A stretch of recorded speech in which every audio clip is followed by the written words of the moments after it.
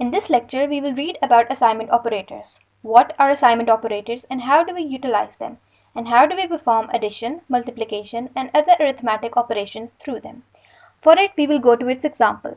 We create two variables, variable 1 and variable 2.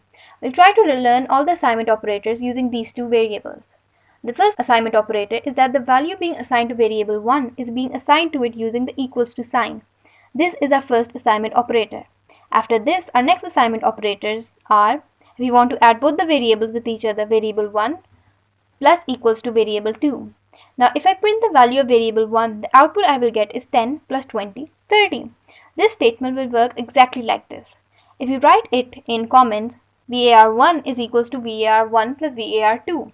Both these statements are exactly equal. This work equals to this statement.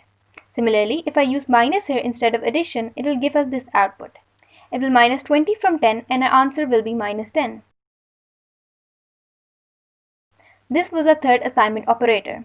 If we multiply these two, our output will be equal to this statement. 200. 200 will be our output.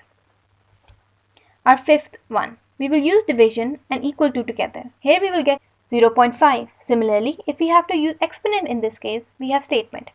Power of var1, var2 means the power of 10 is 20. When you will solve it, the power answer will be very big.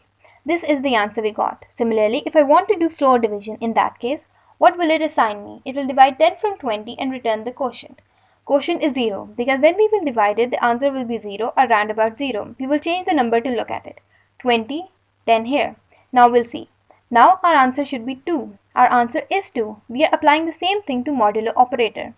We got the quotient in floor division. Modulo will return the remainder to us.